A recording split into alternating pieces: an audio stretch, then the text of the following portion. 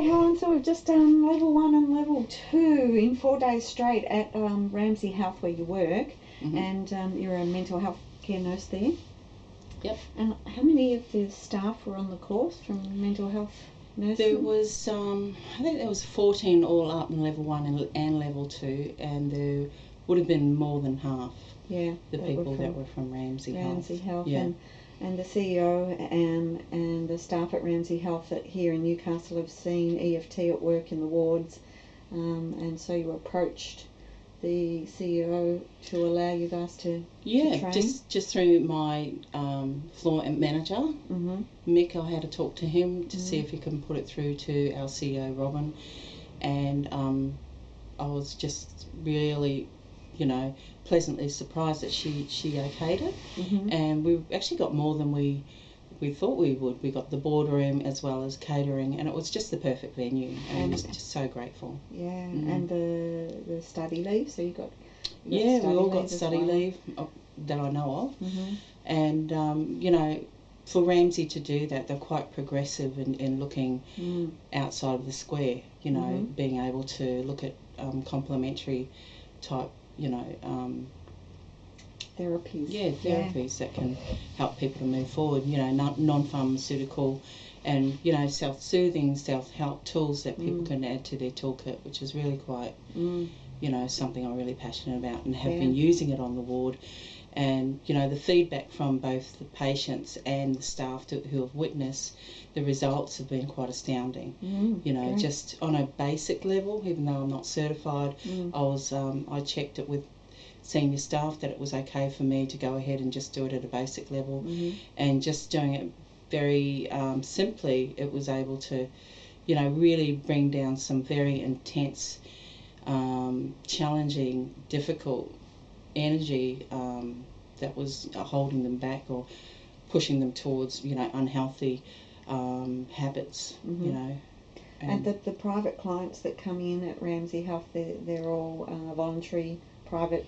Yeah, they're voluntary. Yep. They come in on their own accord, on their own will, and they have all these other therapies such as talk therapy. They have psychology, psychiatry, and also they're quite progressive. As I said, Ramsay are looking at other areas such as EFT, emotional freedom technique, to help their patients move forward, and it's going to be really good for the staff as well.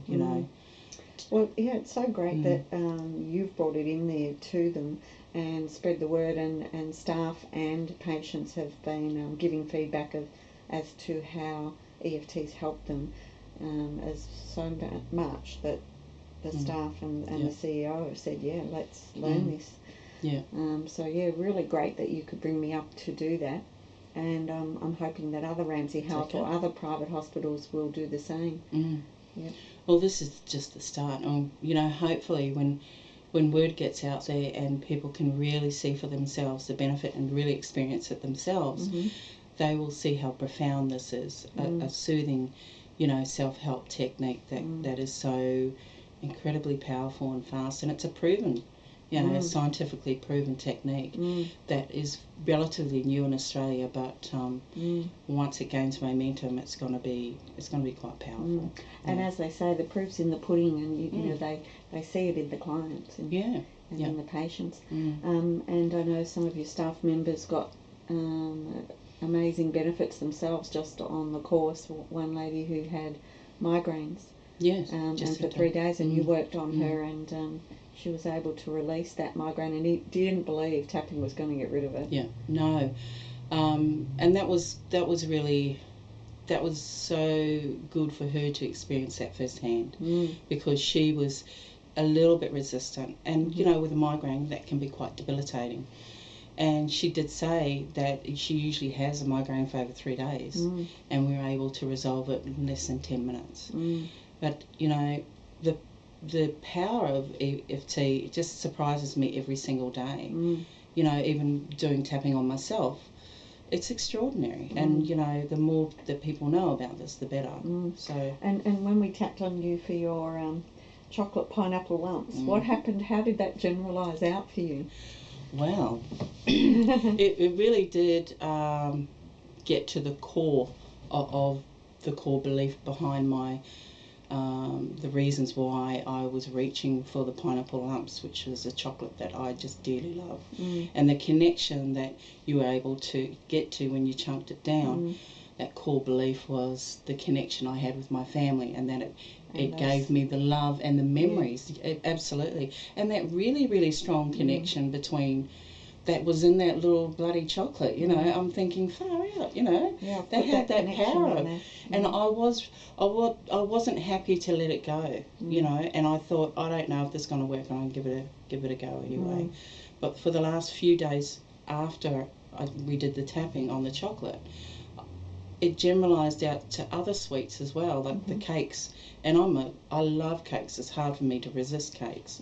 The biscuits, the same with that. And I just don't have this pull, this urge. Because the hospital was supplying us with magnificent morning teas and scones and cream and jam and carrot cakes and things like that. And you found it really unusual that you weren't just jumping on them like you normally do. Yeah, just like a honey to bee, a bee to honey. It was just, I still feel a bit strange about it. It's sort of like, well, why? It's like you open your mouth and nothing comes out, like you're trying to speak, and it's almost, I don't know, it's hard to explain, but it's a good, strange feeling. It's like, where's that pattern that I normally have? It's not there. So you saw all those beautiful morning and afternoon teas. Yeah, and just not we did that, and that power over me. Not attracted anymore. Yeah, not at all. Wow. And I thought, but I thought what was really key and really special is the fact that you replaced that love and validity around the chocolate and replaced it with, I can give it back to myself. You can get it, it's in I you. You can give it. Yeah, I don't need it in the whenever chocolate. you want. And that was really profound for me. If anyone knows me that well, they know that's extraordinary. Even myself, you know. Yeah, because what a lot of people do is they collapse it, that feeling that they want and that feeling of love and family and celebration, and they collapse it with the actual item when they're actually two separate things. And they think they have to go through that item in order to get that. But it's not just a thought process, it's an actual energetic pattern and a subconscious pattern. And once we tap that out, it's a completely different pattern that is left and quite foreign to people. Absolutely. All of a sudden it's like, where's that pattern I've had all this time?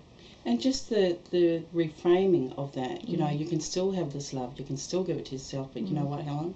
You can still have your family as well. You just don't have to have it through this chocolate. And that, I didn't realise that there was ever a connection there. Because it's not at a conscious level. Oh no, yeah. It's totally not so powerful level. At that level, that subconscious level. It's like pulling the plug out and there's no charge in it. It's amazing. Well, thanks for a great weekend and for getting me up here to Newcastle.